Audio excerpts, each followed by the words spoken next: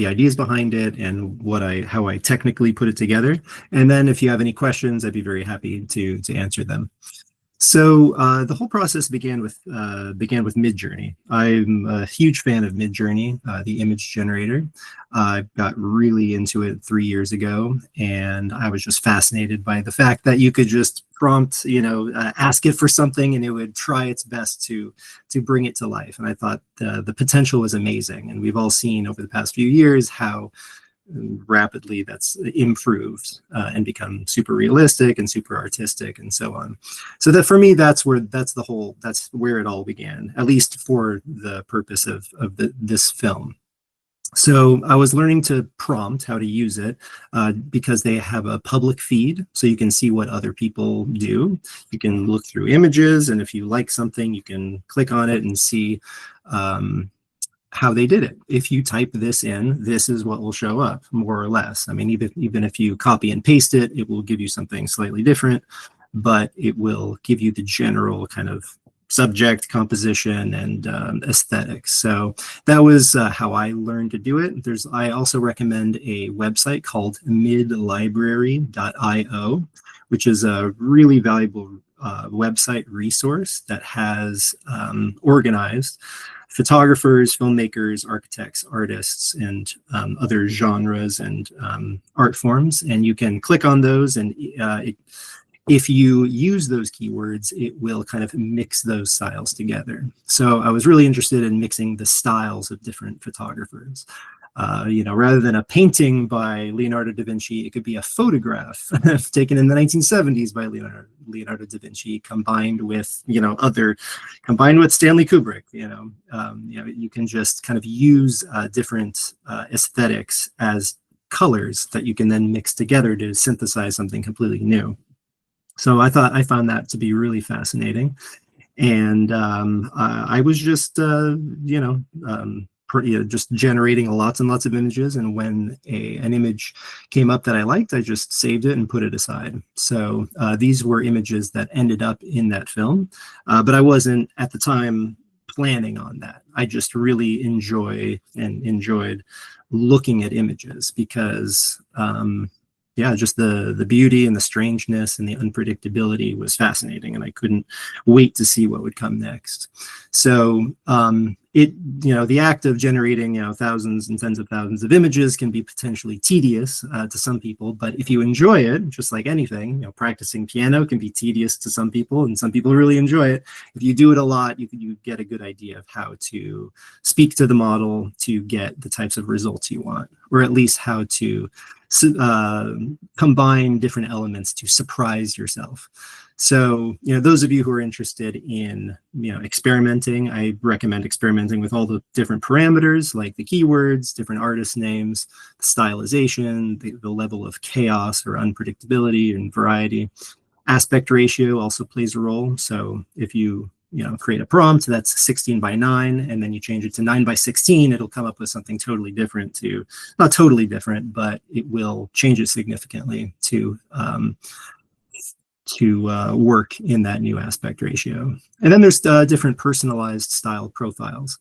So they have a personalization kind of feature where they give you 2 images and you choose which one you like better. You don't really have to love it. You say, okay, that one, that one, that one. You do it 200 times, and then it learns the types of images that you're drawn to. Then it'll give you a code, and if you use that code, it could possibly give you results that you like. It's not guaranteed to work, but I found it to be really interesting. So that is, so I engaged in that process, and so all those images from that film came from that process. And as I was generating images, I started to think about, how many possible images can you create, given the 2 parameters or variables of colors, color bit depth, and pixel ratio. So how many pixels are there on your canvas, and how many colors per pixel? Because if you just write a cat and then, you get a picture of a cat, but then you get, if you do it 10,000 times, you'll get 10,000 different images of cats. That's not going to be the same one. So then you can start to think, well, how many possible images of cats can I create? Cats wearing clothing, in a 1920s film, rowing a boat, eating an ice cream cone, so many, things you can think of. At what point does the recognizability or meaning of catness start to disappear if you start to deconstruct the image? So it was these kind of questions, like how many possible images of recognizable objects or non-meaningful images can you create? And on top of that, so that's just like a combinatorics problem, and just like how many are there? It's a quantity question that has an objective answer. But then you could also ask yourself what potentially exists in this space, the total pixel space, being this space of all possible images given those two variables. So at the time, as I was extracting tens of thousands of images from Midjourney and just enjoying it, the short story by the Argentinian author Jorge Luis Borges, he published a story in 1940 and 1941 called The Library of Babel, which consists of a fictional universe that consists of a library that is filled with every possible book given a certain length and a certain number of symbols or alphabet within it. And the characters within it would just wander and read the books their whole lives looking for meaning, but they would never find anything meaningful. There was kind of this mystic cult that started to develop, trying to look for meaning in the chaos and in the noise. So that was very relevant to this question of how many possible images there are given a certain number of pixels, because even though you can generate, an uncountable, well, not uncountable, but yeah, actually uncountable, a number of meaningful images, the vast majority of them are incomprehensible noise. They're non-meaningful images. So trying to figure out the distribution of these types of images is really interesting, and I don't think it's possible. I mean, that's actually a really interesting debate, and we can kind of talk about that. But if it's possible to actually quantify meaningful images, because even a picture of noise is kind of meaningful. It's meaningful as a picture of noise, but you might not be able to distinguish that image from another one that has one pixel changed, or one pixel has like a slightly different color value. So in Borges' Library of Babel, each book contains 410 pages, and each page has 40 lines, and each line has approximately 80 letters. So if you multiply all those together, 410 times 40 times 80, you get just over 1.3 million slots in the book. So slots meaning, where can you put the images, right? So that is analogous to the number of pixels. And he used a 22-letter alphabet plus, I believe, I might be wrong, but it's the space, period, and comma. So those are three other symbols. So there were 25 possible symbols. So those are the two variables, symbols and slots. Symbols meaning the letters of the alphabet, and slots, how many letters can you fit in a book? So if you just imagine a book with just one letter long, right? Then how many possible books are there? Well, there's 25, right? Because there's 25 possible symbols. Book A, book A, book B, book C, book D, and so on. And then you got 25, and that's it.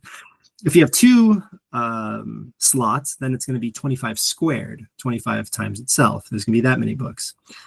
So if every book in this short story has just over 1.3 million slots, it's going to be 25 to the power of 1.3 million possible books.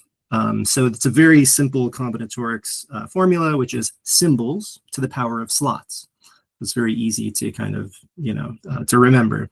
And if you calculate that, put it in Wolfram Alpha or something, you'll get a massive number, but something you can hold in your hand. It's like around 2 times 10 to the 1.8 million. It's like, okay, I can say that, but our human minds can't possibly comprehend that. We can understand it like symbolically and mathematically. Okay, it's a big number. It's 1.95. It's 10 times itself, 1.8 million times. And it's a digit that's 1.8 million digits long. But it's really, really hard to wrap our minds around even a million or a billion or a trillion. This was actually this idea of, there are different types of combinatorics, like formulas and ways of thinking about combining different elements. But there's a really enjoyable book I recommend called The Unimaginable Mathematics of Borges' Library.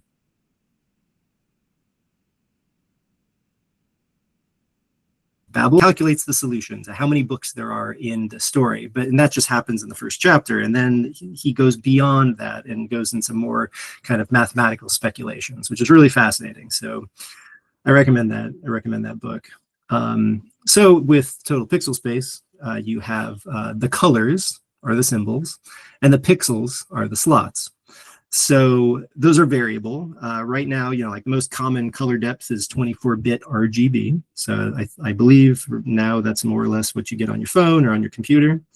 And you can calculate how many colors per pixel because it's 2 to the power of 24, which is just over 16.7 million colors per pixel. So that's, of course, more colors than we can perceive. I don't think humans can actually perceive close to that many. It's been studied. I can't remember how many or what is the just noticeable difference between one color to the next, but we are limited in that regard, but it gives you a greater dynamic range. So our eyes can tell the difference between, say, 24-bit RGB and, smaller color depths as well. Okay, so that's an arbitrary thing. That's like, okay, that's a variable. Then the other variable is the pixel resolution. So 1024 squared, it's just 1024 by 1024. Or you can do 4K, which is, I don't know, 3840 by something, I can't remember. And then you just plug it into that formula, symbols to the power of slots, which is 16.7 million to the power of 1024 squared. And that tells you the number of how many images that are possible. And, that's around, 7.7 times 10 to the 7.5 million. A huge, huge number that we can easily say, and we can easily write it down, but comprehending it is quite another thing. So, 10 to the 7.5 million is shorthand for 10 times 10 times 10 times 10 with, and so on with 7.5 million tens, or 10 times itself that many times. So it's huge. So I started to think about, well, what could possibly be in this space? And, you can start to think about pictures of yourself, how do you kind of boil down like your identity? How many different ways can you take an image of yourself? Like kind of like 360-degree views and every kind of color space, every type of camera lens, every type of composition, every type of angle. And then, compound that and put these images together to create films, whatever frame rate you want, 24 frames per second or more or less. And you can start to imagine that this space contains a film of your entire life, past, present, and future from every possible angle. And the entire lives of every living creature, including microorganisms that ever existed or never existed or will exist on this planet. And not only on this planet, but all life in the entire universe. I mean, it's all in there. If there's a rock on Mars right now that you can take a picture of, and that can translate to a series of numbers that you can turn into an image. So, you can imagine a film of your entire life, all unique variations of that film, replace yourself with every living creature that ever lived, plus every inanimate object, such as a giant ice cream cone, your life except everyone's a bird, your life except everyone's a garbage can, the entire history of humanity, except everyone's a candy bar, that's all in there. So you can also start to think about alternative histories that didn't happen and true histories. So all of the true histories of things that actually happened objectively that you can capture with a camera is in there from every possible angle and every possible style, plus all the alternative histories that never happened, that didn't happen. The detailed film of every event that's occurred on Earth or will occur on Earth and everywhere in the entire universe. So, it would include like images of every neuron in a person's brain, continued into other images with colored electrical patterns at every microsecond of life. You can apply that to every person and living creature with a brain that ever lived on Earth. So, continuous zoom from the largest scale of the universe to the smallest scale, from every starting and ending point, multiplied by the variables of lens shape and sensor size.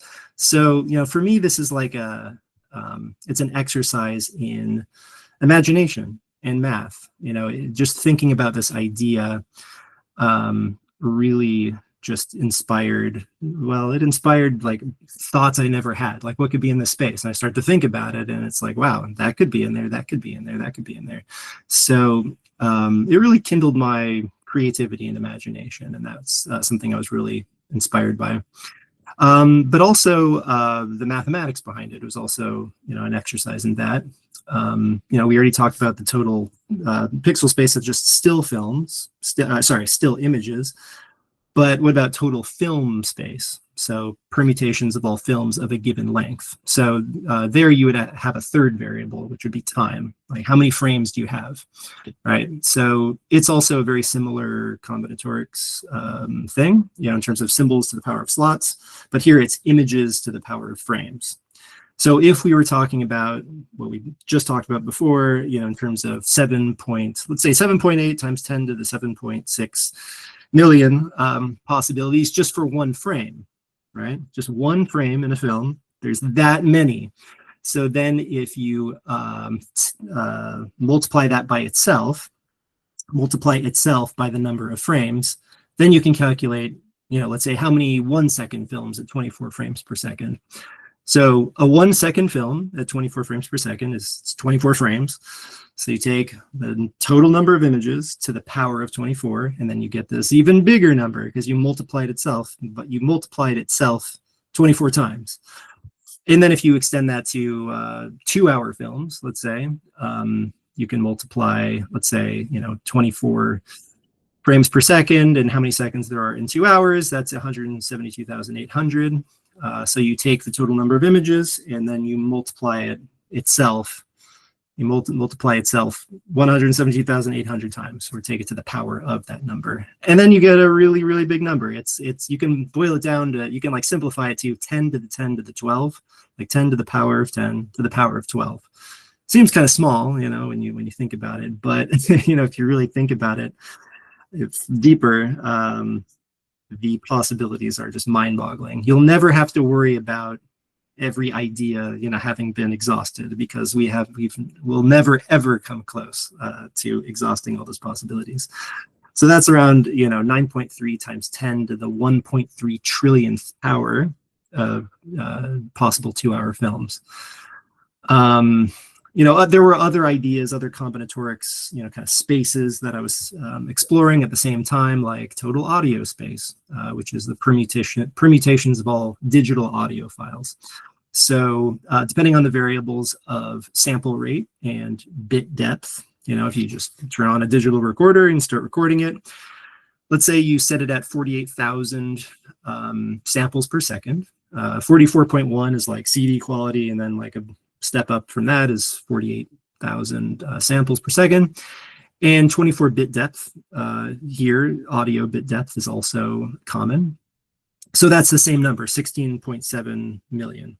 16,777,216 possible values per sample.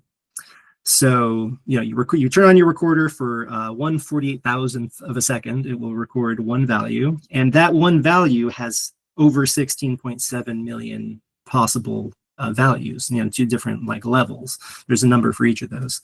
So just taking the same idea and extending it to audio, you've got bit depth resolution to the power of number of samples. So 16.7 million to the power of 48,000 gives you the number of possible 1 second audio files. And then you can, keep, continuing that to get however many 2-hour audio files. And, this is interesting from a mathematical point of view, but it's also, you can also imagine what's in total audio space, all the possible recordings, every recording you've ever, a recording of everything you've ever said or didn't say, all the recordings of everyone on Earth or every bird that ever chirped, it's all in there. And all of, it also is an exercise in imagination. And I don't have to go like too deep into it, but then you can also extrapolate into like how many 2-hour films with audio. That's also another interesting mathematical problem. If you want to go deeper into that, we can, but I don't have to do that now. Okay, so I was saying that this is an exercise in imagination. There's so many amazing, mind-boggling things, events, and images in this space, but almost all of it is incomprehensible noise. If you just randomly sampled an image, trillions and trillions of times, you will probably not find an image that makes sense to you or is recognizable as a cat or as a person or as any other anything that exists in nature. So this process also raises questions about image types. What kinds of images are there? Like broad general types of images that account for the vast majority of images in that space, and how are they distributed throughout this large structure? So obviously the biggest one is noise. So it's much greater than 99%. It's like 99.9999999 with trillions and trillions of nines. But even then, it's like it would be extremely difficult and maybe impossible to truly calculate how much is noise, because one person might see noise and one person might see beauty and might see a tree, but images of noise that most people can agree on is the vast, vast, vast, vast majority of it, which is kind of interesting because then you start to think about meaningful images. And when we go outside, how come it's not, when we're in this large chaotic world, how come we can understand everything? Everything is all of the imagery or everything we see in our vision is kind of meaningful.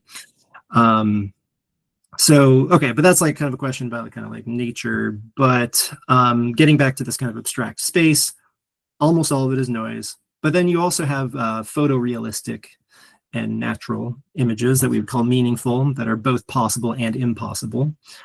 Just organic textures, like water or grass or dirt, historical images, living creatures and inanimate objects, every possible car and so on. Everything that we find meaningful is far, far, far, far less than 1% of this space.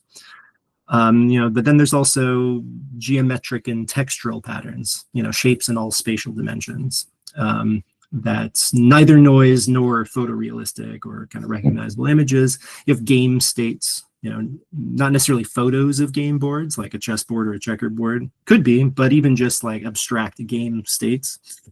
Images generated algorithmically, like fractals and cellular automata, computer graphics, repeating and non-repeating patterns, and complex patterns that simulate surfaces or materials. So those are neither noise nor photorealistic, but kind of its own, kind of type of image. That is also far, far, far, far less than 1%. There's also synthetic scenes that you can create, like virtual worlds or 3D renders and artistic images produced through creative human expression, like Starry Night by Vincent van Gogh. That's like, it's a painting, it's somewhat abstract, it's an illustration. There's kind of this continuum, from the abstract to the illustrative to photorealistic. So that's, kind of like a general type of image. And that's also far, far, far, far, far less than 1%. And then symbols, the letters of all possible languages that do exist and that don't exist, that potentially could exist. Languages we can invent, all possible numbers, alphabets of symbols and mathematical logic and formulas. All of programmable code is in there. So, the code that is going to be written tomorrow is already in there. Music notation, all possible music compositions that can be expressed in a score. That's all in there. Other data visualizations. So that's also we would imagine that set of images to be unbelievably huge, but it's still far less than 1% of this space.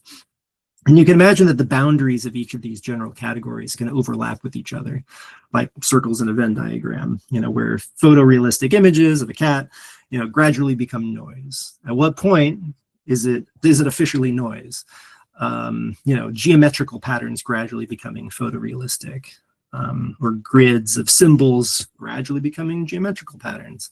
Kind of makes me think of M.C. Escher's work, or collages that combine all of these elements. And also, what about redundant images? A huge amount of these images are redundant. You have a specific image, and then you change one pixel by one color value. We would not be able to tell the difference, but it is technically a different image, and we could call that redundant. And if we tried to imagine, like, how can we remove all possible redundant images from this space, that would be a very interesting and difficult and complex thing to try. Two images, groups of images that are not meaningfully distinguishable from one another. So then we might start to think about, like, what is meaningful? You could say it's meaningful if it contains visual information that can be perceived or interpreted or recognized by human visual system, and including objects, scenes, patterns, and faces and shapes and concepts and so on, that we find to be familiar, we understand it, it's significant. So that's also kind of a gray area. That's not, it's not objectively defined, because everybody has their own kind of, framework for meaning as well. So it leads to all these different questions. Okay, so that's all. So these things that I've been talking about so far, we can go much deeper into it, and this is something that I did before making this film. I was probably thinking about it for a year before making the short film, and I was trying to come up with ways of expressing it in some kind of medium. I tried like a book format, a magazine format, and it just wasn't working out. But because I was generating a lot of images on Midjourney, and then I was also exploring Runway's animation model, I was thinking, like, okay, well, this kind of like connects. So I just started trying things, and it eventually evolved into a film. So the script was probably like the most important and kind of like first part of it. Well, it's really hard to say what was first, because maybe the Midjourney images were first, but everything had to be boiled down and expressed in a script. And when I was working on the script, I used Claude as a research assistant rather than as a script writer. So I didn't say, hey, Claude, write me a film script about total pixel space, because if it does, it'll give you something, but it's not going to be very good. It's going to be generic and very uninteresting. But these questions that came up, based on what I've been talking about so far, there aren't a lot of books or resources on these. If I'm trying to figure out how many types of meaningful images are there, like, how can I think about that? What do people what do psychologists say, or computer vision engineers, say? What about compression of digital images?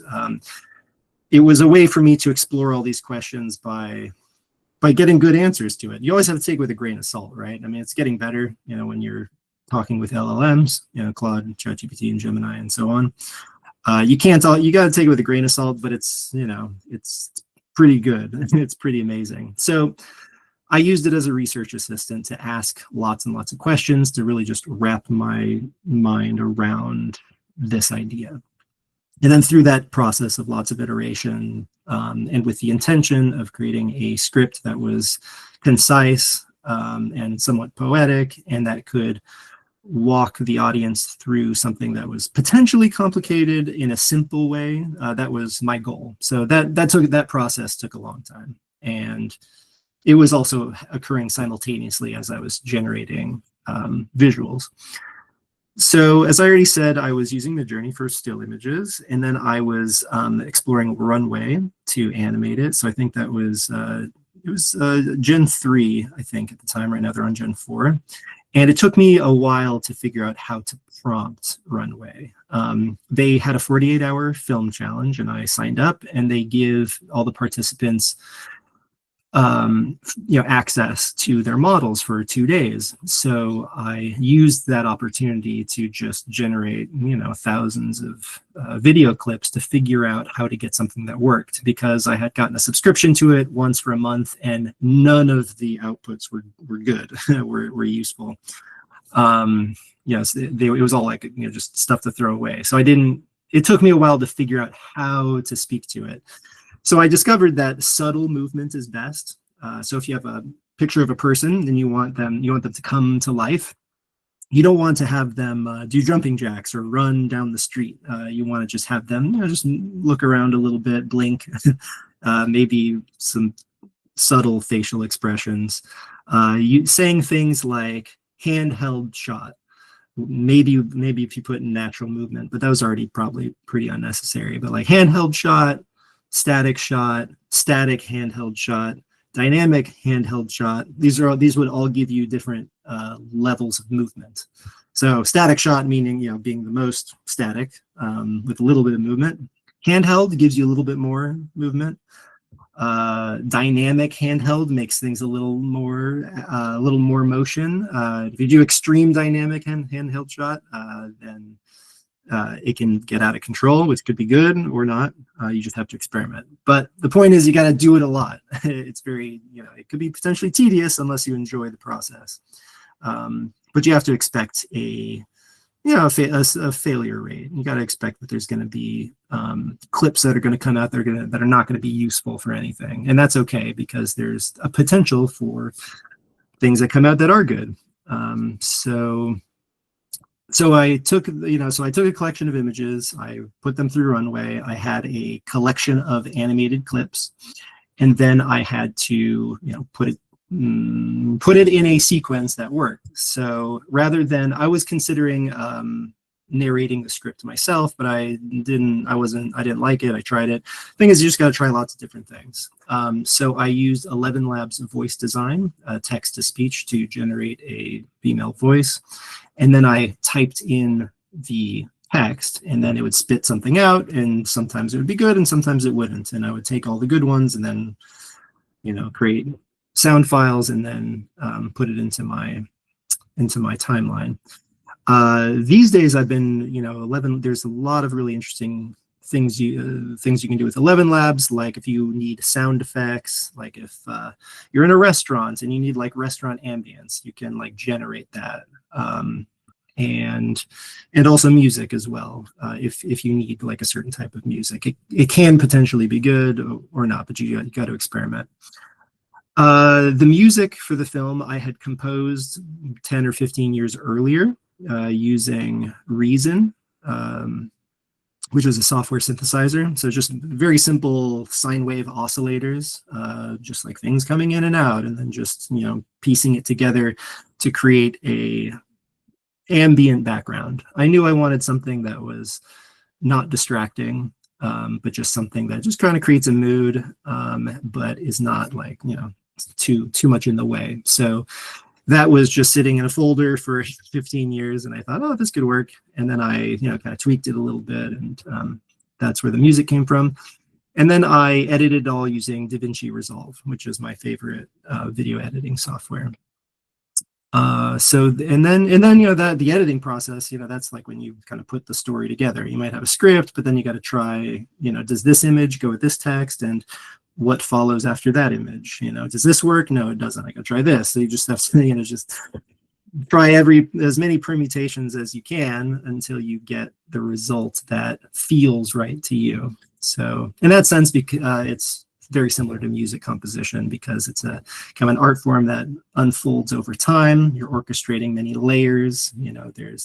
There's the narration, there's the music, there's the imagery, there is the sequence of imagery. If you have this image, what would, is there an image that would come before it or after it that would make it resonate even more?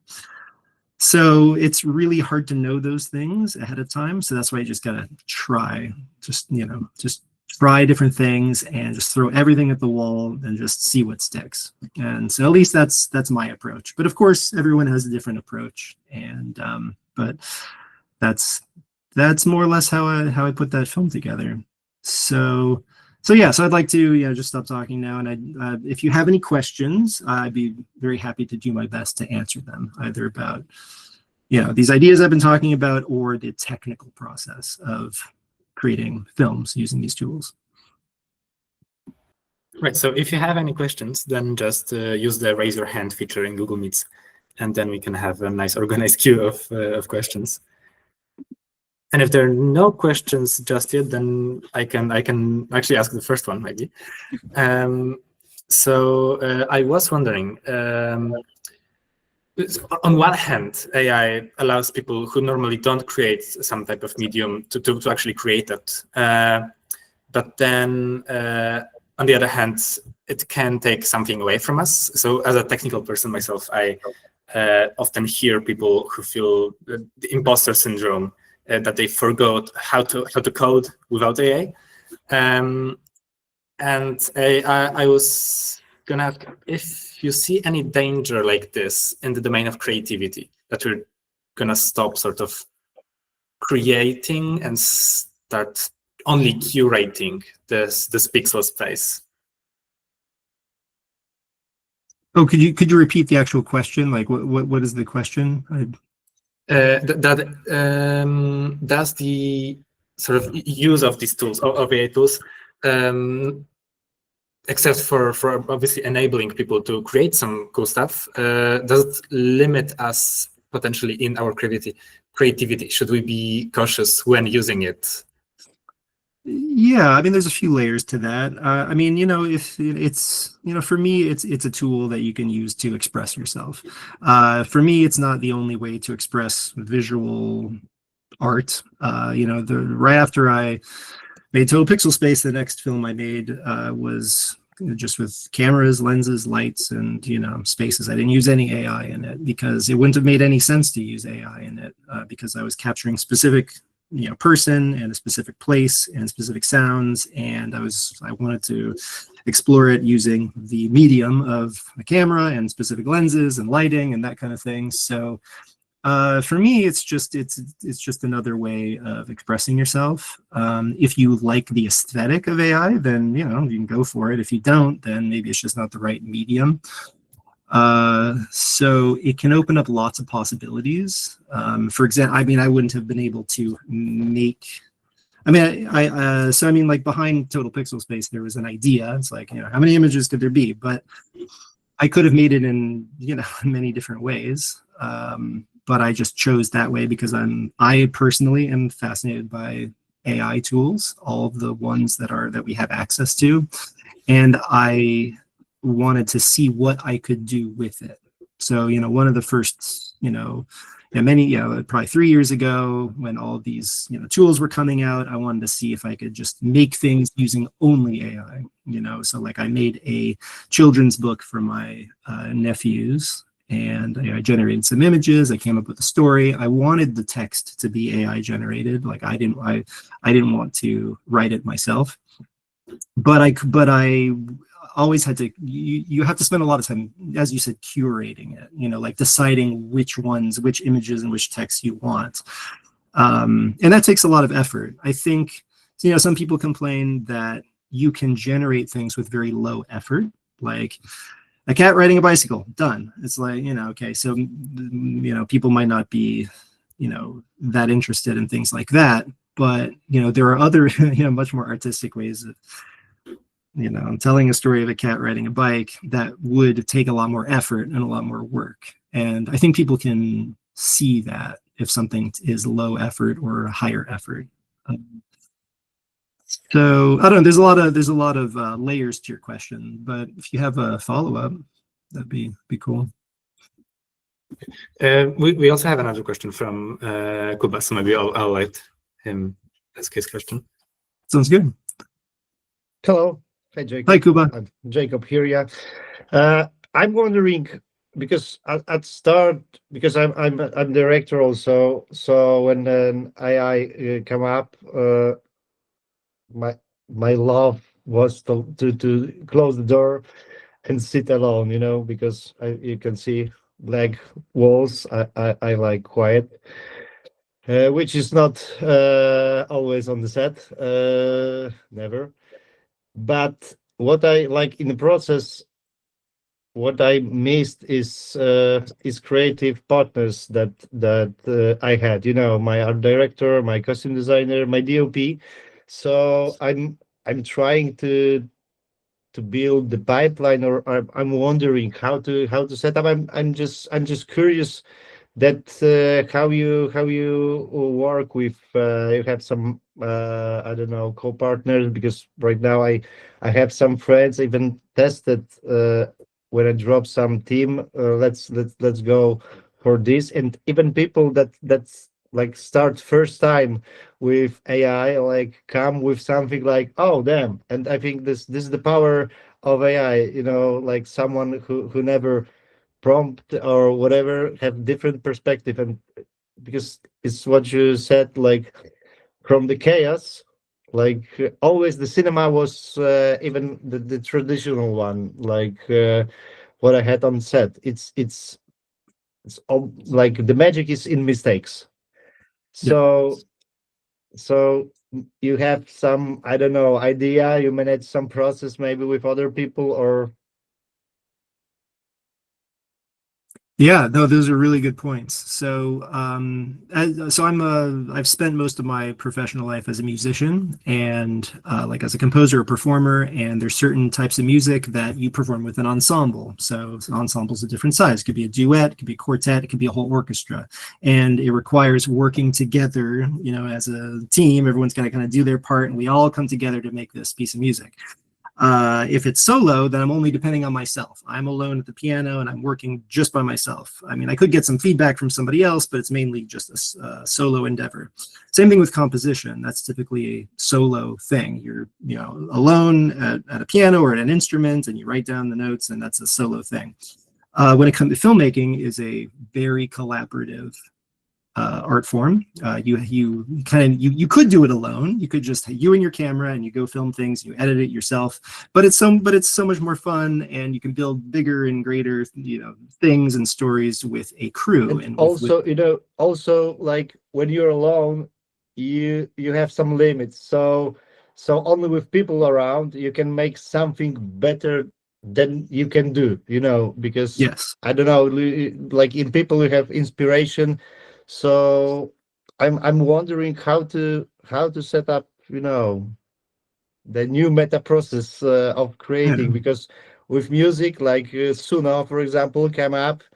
uh, I always can play some simple things on I don't know, piano or whatever, and now I can make really fast, really nice track, even if it's reference for commercial or whatever to my composer. But it's really like access to every tool in with great output right now. So how to not lose people in it?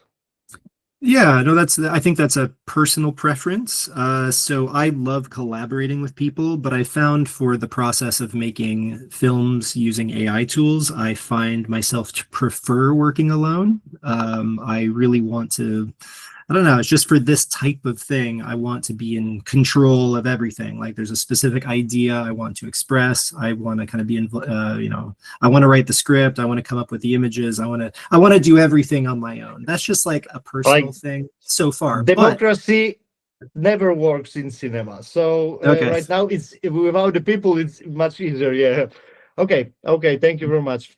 And just to continue, you know, your question, you can build, you know, like a pipeline where you're working with people. You know, let's say you want to make a big film, and there's some AI generated assets. Maybe you have some, you know, film with you know, with cameras and lenses and actors, and you want to combine everything.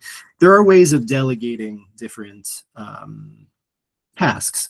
Like, let's say, you know, if you are working with a team, you know, even for a lot of these 48-hour film challenges, one can work much faster and make something better as a team. It's like, okay, like I'm going to work on the writing, you work on the generating the images, you work on the animating, you work on the narration, you work on the music, and you work on the edit. And then we all agree that those are our tasks, and we're going to, you know, work together by focusing on those things. Because if you have one person, if you have a 48-hour deadline, like, okay, I got to come up with a script by myself. Okay, that took some time. I got to generate all the images by myself. I got to, animate them. I got to edit them. You can do that, but if you like to work with a team, if you have, people you want to work with, you can divide the labor. Only if you can like explain in faster time what you want, then create it, because like explaining is a prompting like right now. So very often it's for me it's much faster to create like final image that I have in my head, not to ask post-production house to create it and exchange the mails or whatever. So I feel you. Yeah, I was curious. Yeah, it's a great practical question. I think different people and different groups of people are coming up with unique ways of creating teams, collaborative teams, where the labor is divided. So you can build something in a coordinated way, but in a quicker amount of time. So not one person is responsible for all those things. So a lot of layers. Okay. Thank you very much. Have a good day. Yeah, thank you. Are there other questions? Michał? Yeah. So I'm really happy that you shared your creative process with us. It was totally fascinating. And I'm curious whether you tried before to illustrate your ideas, your story that was born in your head with traditional filmmaking. Have you tried this before, or did AI generative tools ignited this urge to illustrate it? Oh, I mean, I am very interested in working with traditional tools, filmmaking, like cameras, lenses, lighting, and everything involved there. But and are you asking about using traditional tools to show the AI process, or just as two separate things? No. You, as far as I understand, you had this fascinating idea. I mean, rather philosophical story about surfacing images that exist somewhere and showing them within your movie. And I was curious whether you tried before to illustrate your stories with traditional filmmaking, with traditional minis and crews. Yes, I mean, I have, but not for this particular idea, not for Total Pixel Space. I did try incorporating some aspects with a camera, things that I was having trouble generating using the AI tools. There was something I really wanted, but I could not generate it using AI. So I tried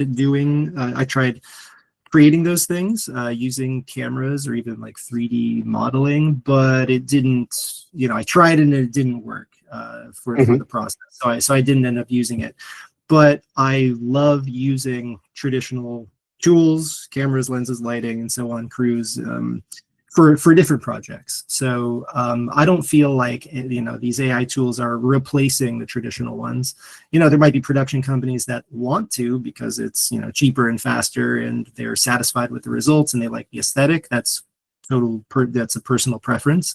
But I think anybody who has worked with these tools and appreciate good cinematography, that the AI tools don't come anywhere close to good cinematography. The richness that you can capture with a real human, acting, and good lighting, good lenses, good cinematography. It has a depth and richness that we can't possibly come close to with AI. I think the tools are getting better exponentially, like all the time. So we are going to get things that are closer, but it's going to allow us to do things that we can't do traditionally. So to answer your question, yes, I enjoy using both for different types of projects. And following that, so sorry, Hannah, just following the question. Sorry, as far as I know, you teach at the film school, yeah? No, actually, I teach music theory, so not music film. theory. Okay, yeah. Okay. So that's it. Mike to Hannah. Thank you. Okay, Hannah. Hi, Hannah. Oh, I think you might be on mute. Yeah, we can hear you. Mm-hmm. Oh, I can't hear you.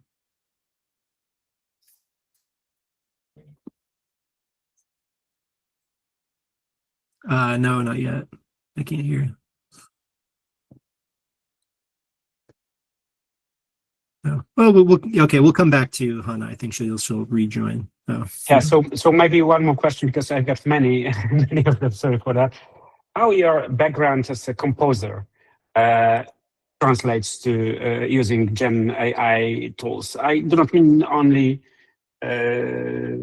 tools that are dedicated to create movies, but also tools to create sounds, of course, notes. Yeah, as I mentioned before, it has a lot in common with music composition because you have these layers that are moving through time. First, you have this event, and you have an event following it, and so on, and it unfolds over time. As opposed to you're in front of a painting, you can kind of look around, but it's kind of like fixed, and you can choose where to look. But with a piece of music and with a piece of film, it's a very similar kind of medium, except one is purely audio and sound, and one is sound and writing and acting and photography and so on. So there's a lot in common. With regards to AI music generation, as a composer, I'm not very interested in that. I haven't found it useful for my projects, with some small exceptions. I personally just prefer to express myself while sitting at the piano and making the sounds myself and composing something that's personal. It's not something that I would want to outsource to a like an AI model, but I am fascinated by the engineering problem that has been solved and is being solved, which is extracting musical and information from a digital audio file. That's always been extremely difficult. Whereas if you can take MIDI data, which is just symbolically representing musical elements like quarter notes, eighth notes, rhythms, notes, and you can create generative music composition has been around for many decades. Some might even say centuries, but in terms of using computers, it's been around for a while. But that's a different engineering problem than extracting meaningful musical layers from digital audio files. So I'm fascinated by the process of that, the engineering challenge of it, but I haven't really found the music to be very useful or beautiful or that I want to listen to. I appreciate the weirdness of it. And sometimes when I need like a background track, it rarely happens, but I actually just recently did generate a 1 minute accordion track from 11 Labs because I just wanted it for the background of something. I actually have an accordion at home and I could record it myself, but it was like just it saved me a lot of time, so I used it. But it was more for like ambient sound rather, just like background rather than a piece of music that I want to express. So like if you're writing poetry, typically you're trying to express something personal and deep and something that's very unique to you. You can ask ChatGPT to write a beautiful poem, but it's not going to be a personal expression of your experiences. But I think there are ways to combine that. You can feed it your personal experiences, and it can come up with ways of expressing it that might be difficult, for someone. And it's like, wow, it's really expressing my personal feelings that I've expressed to it and then regenerate it into this beautiful poem. So there are ways of doing it. So this is related to your question about music. I just prefer to make the music myself, but I do appreciate the tools and I will use it maybe now and then. Thank you. Hannah, is your microphone working? Oh, I'm sorry, it's not working. Can anyone else hear or? No, I think we can't hear you, Hannah, unfortunately. Yeah, if you have a question, you can type as if there's a chat. Oh, okay. Yeah, do you have a question that you want to chat? Maybe put in the chat and I can do my best to answer.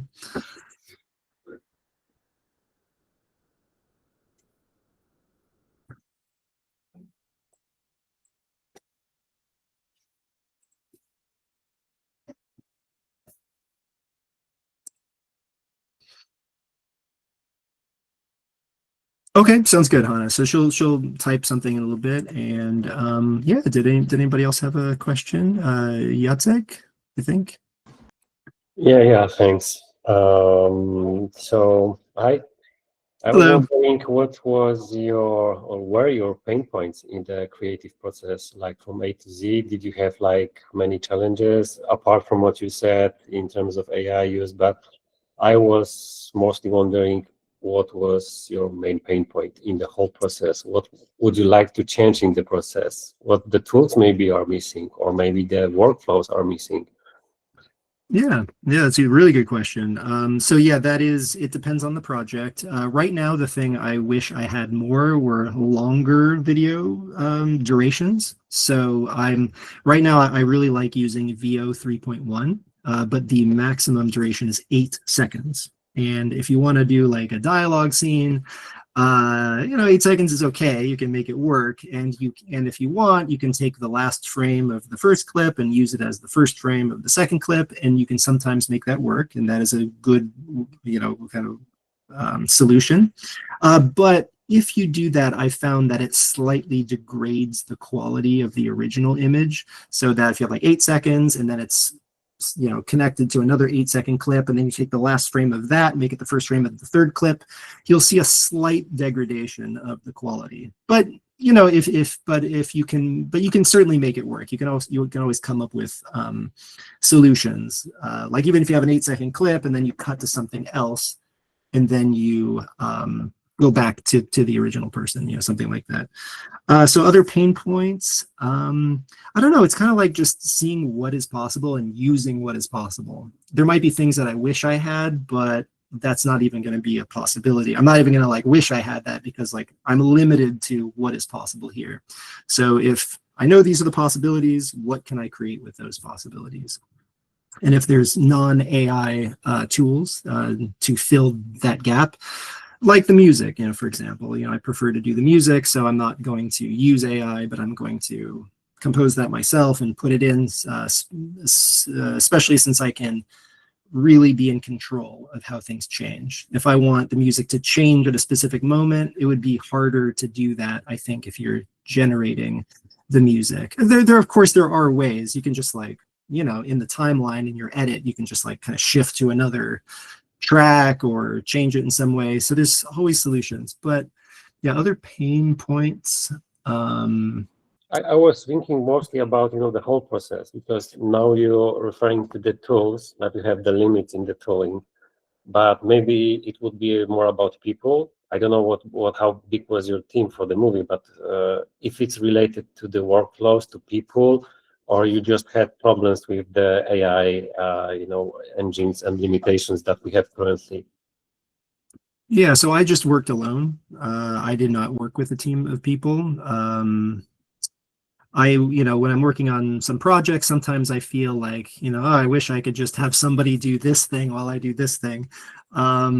But it's a choice that you make if you want to work alone or if you want to work with a team. And as we were talking about before, there are ways of, you have a team, you decide in advance who's going to do what, and then you collaborate just like on any like traditional film project or even musical project. You just kind of decide in advance.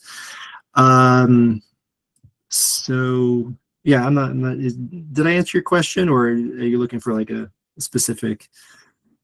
No, listen, example? I'm just wondering, what are the current challenges in the whole process? Like you gave ideas for the Midjourney, Eleven Labs, scripting, using Claude, but it's moreover like you want to do something quicker in the process, or you were struggling somewhere in the in the scripting or image generations or consistency of the image generation. Yeah. Like that stuff. Obviously, it's we can solve problems. Think this is the idea of hackathon. But yeah, if you work alone, for me it's great answers. Thank you. Yeah, I think another thing that I would like to have is to vary characters. So this is something that Runway just put into their interface to vary the image. So let's say I cast my character by generating an image of a character, but I just have that one image. I just have that one picture of them sitting or standing in the same place. And I could maybe get away with that for a little bit, but what about other angles? What if the person's standing up, or like different lighting, or in a different place? That was really, really hard and very limiting to do up until just recently, especially in Midjourney, because there's probably ways to do it in Midjourney better, but I had a very difficult time doing it in Midjourney. Very high failure rate. I was able to kind of make it work. Like, I want this character in this, environment. But it was very difficult. So Runway just recently, I'm not sure if they're using their model or if they're using Google's model, because they kind of integrate both models into their interface. But I got some really good results with varying images, but I would still like to have even more freedom. So let's say I have two characters. I want character A and character B to be in the same place, same image, doing something specifically, or same characters in a different image, but not leaving it up to the model to come up with the aesthetic, but being more in control of that. So let's say I have a very specific aesthetic with a specific, film grain and color space and style, and I want that character sitting in a living room, but I want that character to be walking down the street. And if I just try to, get them to walk down the street, I can do that, but the street is going to have a totally different aesthetic. But I can generate the picture of the street. And I tried using the workflows that Runway just came out with, but I was unsuccessful in being able to make it work. So like, take this image, create a new image with both of them. And I don't know, it didn't work for me, but I think if I keep trying, like I would make it work. But that was a big pain point. So it was like for prompting, like imagine that you need to prompt it perfectly, but you already have the image, like a source base. But okay, so you would need to, let's say, a drag on the picture, let this guy walk this, and not to figure out if the outcome will be what you prompted, right? Yeah, it would be nice to have more control in that way. And I think there are ways. I mean, there's so many tools out there, and it's hard to like keep track of all of them all the time. But yeah, I would say that's one of the biggest limitations that I wish I had more control over. By manipulating the same characters in different ways and combining them. Yeah, thank you very much. Yeah, thank you. Thank you. Okay, so Hannah actually posted her question in chat. Okay, let me see. There's the chat. Okay, so Hannah says, I recently had this conversation with my friend who's a developer data scientist, and he made a very interesting observation on his approach to work when using AI.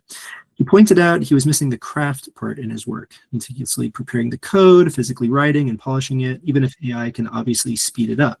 And that craft is part of him being a coder, even if it is personality, like it's probably a part of me and my work as a designer, or yours as a musician and filmmaker. So my question would be, do you miss the craft as well? So yeah, that's a really good point that you make, Hannah.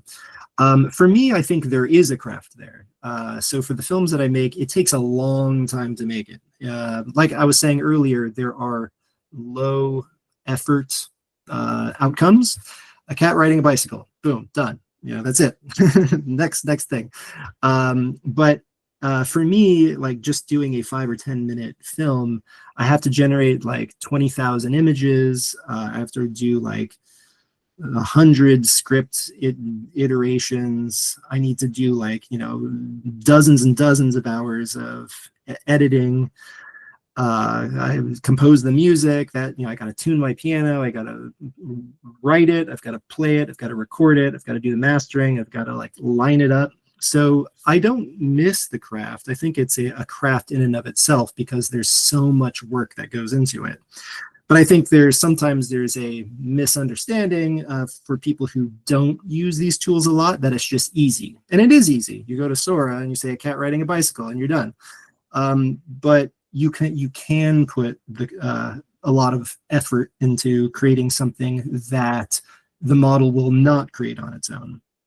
You know, if you say like, write me, you know, make a 10-minute film about total pixel space, like it just doesn't work like that. It takes a long time and a lot of thought and a lot of trial and error. So yeah, I would say like the craft is a really big part of it. The physically writing it, you know, that's a big part of it. Finding the images, you know, if I want to have a character in an AI film, I have to go through, you know, maybe 1,000 images just to find that one character. And that takes a lot of time. And the reason why I do it is because, you know, it could be tedious for some people, but I enjoy the process and I can't wait to see what the next images are going to be. And I have faith that if I keep doing it, I'm going to get the result that I'm going to like. I can see the potential. Sometimes when using different image generators like VO and even Runway, like just the image, you have to learn how to prompt specifically for different models, and that takes a long time. So I like Midjourney because I've been working on it for probably 3 years or so, so I kind of like have a familiarity with getting things that I want. But you can kind of generally tell if there's a potential for something useful that you like. So I might see the potential, so I'll just keep iterating and iterating and iterating until I get it. So it's a really good point that you make, Hannah, about the craft and all the different aspects that go into it. And I think this AI filmmaking process is no exception. It's just a different tools. And it can take as much or little time as anybody wants to take. They can say a cat riding bike and then be done, or they can spend a year, you know, working on something as well. So there's a whole continuum of possible ways of working with it.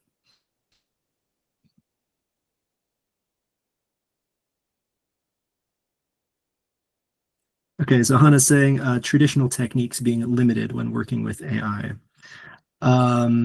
Yeah, so if we're comparing traditional techniques, meaning like cameras, lenses, actors, lighting, editing, and so forth, film with all the AI tools, there are certain things, well, there's a lot of things you can capture and create with traditional techniques that are impossible with AI. And there are things you can create with AI that are impossible with traditional techniques. So it comes down to the medium you prefer. You know, do you want to use cameras, or do you want to use AI, or do you want to use a paintbrush, or do you want to use, you know, a guitar, you know, to express yourself, to create a project? Or do you want to combine them? Let's say I don't really have experience using Blender, and, you know, I want to create visual effects where I'm sitting in my chair and then there's this like cat with wings flying above me and sitting on my shoulder. Well, I can, you know, using AI tools and like compositing techniques in DaVinci Resolve, for example, I can make that happen a lot more easily. But I can combine the two. I can combine the traditional like cameras and the AI in many, many different ways. It could be a dream sequence. Like I can, you know, start thinking about something and then it goes into this like AI imagery, and then it goes back to the actual actor. So I would say both media, traditional and AI, have their vast potential, you know, capabilities and their own limitations. And there's overlap, but they also kind of exist in their own space. So you can either work with one or the other, or work with both of them, or something else entirely. So it really comes down to how you want to express yourself. Alex, did you have a question? Yes, hi. Hello. Can you estimate what is your ratio of all generated footage versus final edits? Yeah, so it depends on the project, you know, for sure. It depends on if you get lucky with something, you know, like it is possible to, let's say, get lucky with getting an image or getting a film clip that you like immediately, and then like putting it in and then, you know, being done, or it can take a lot longer. So it's really hard to come up with like a single number.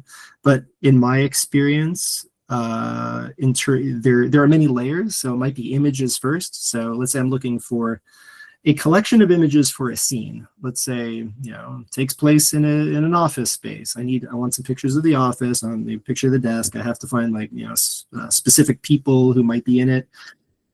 getting enough images, just still images, let's say the ratio of rejected images compared to the ones that you're keeping, I don't know, it might be like 1% that you might keep, but it really depends. You know, it might be me, or it might be different for everybody else. But I would say there's a lot of iteration that goes on, and I rarely, it's, you know, usually even more than, you know, 1 out of 100. I usually do a lot more. So also just because I enjoy the process of like finding, you know, like just seeing what might come out unexpectedly.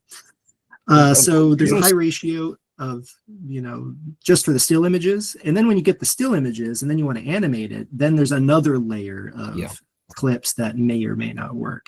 And some, you know, I've worked with both Runway's Act 2 and Google VO 3.1 for lip syncing. They're two very different processes. So like Act 2, I would turn on my webcam or a camera and I would record myself speaking.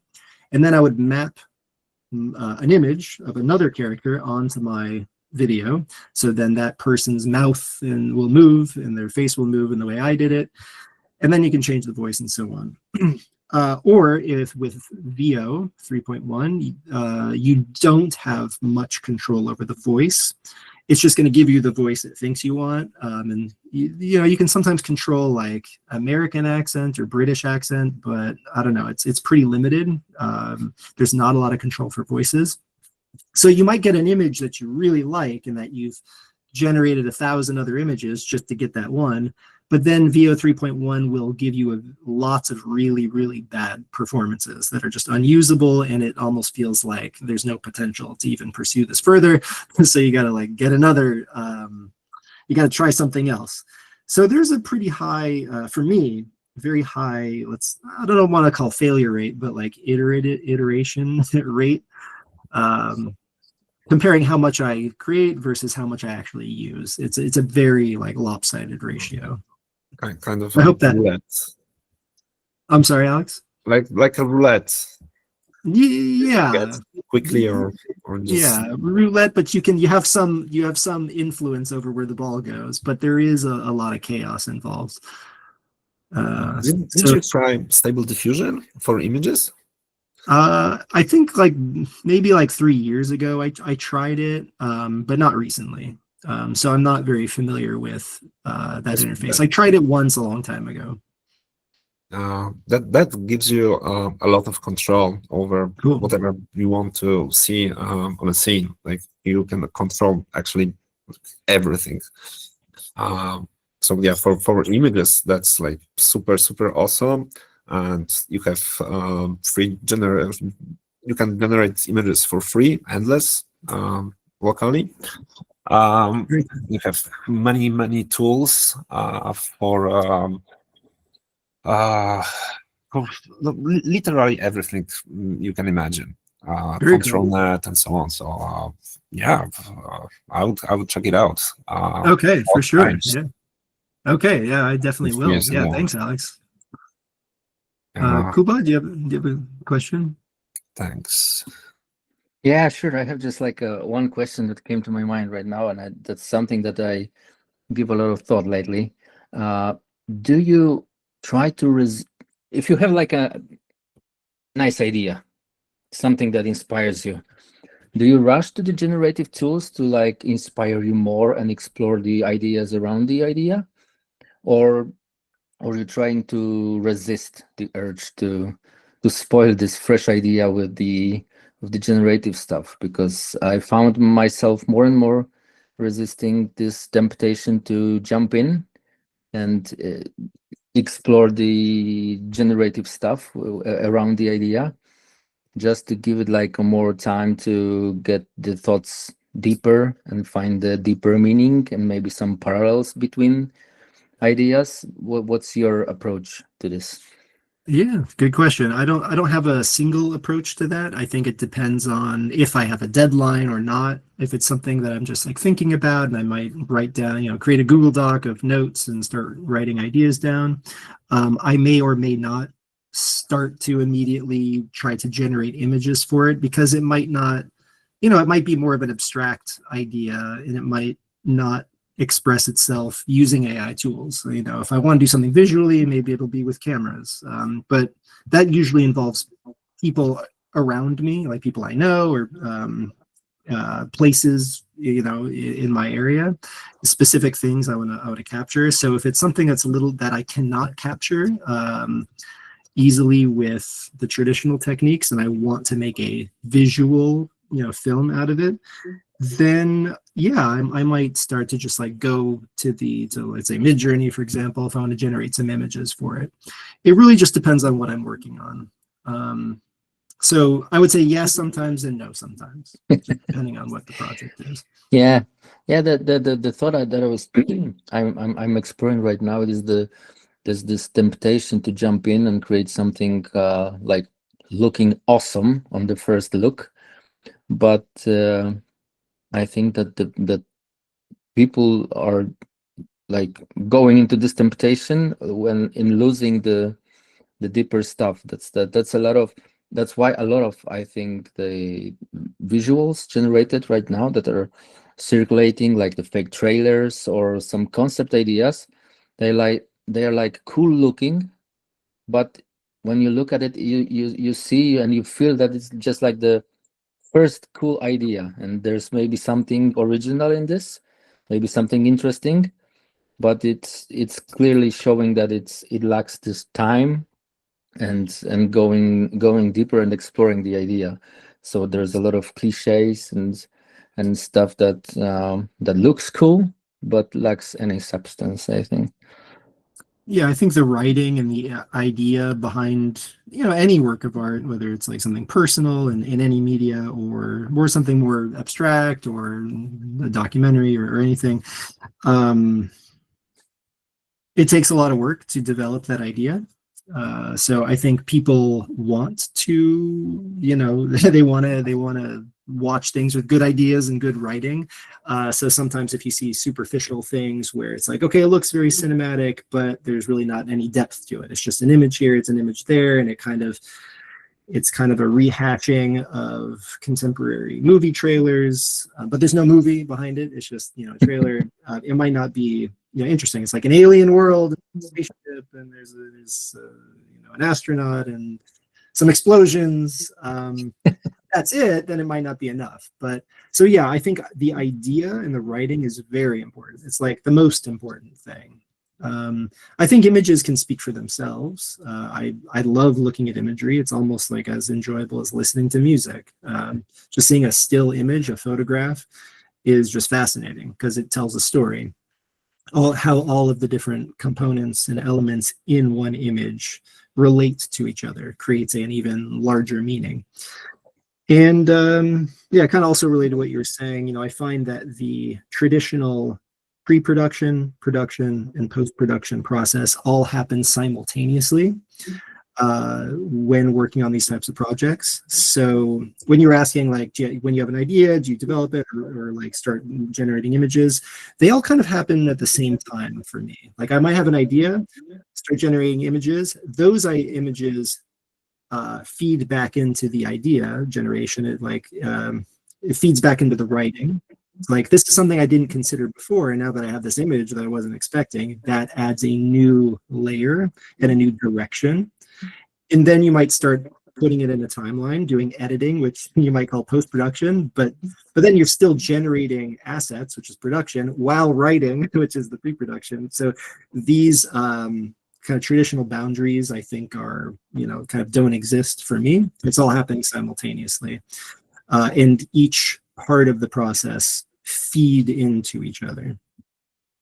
Yeah. Yeah. So I guess that really comes down to the level of patience that you have as an artist. Yeah. Yes.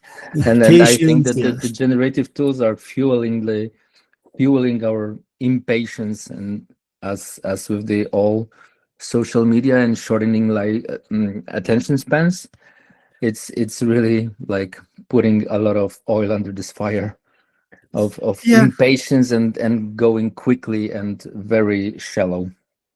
So that's, I think, that I find myself really struggling to find some more patience in me to explore the idea deeper. I was just curious how it looks in your process. Yeah. Thanks so much.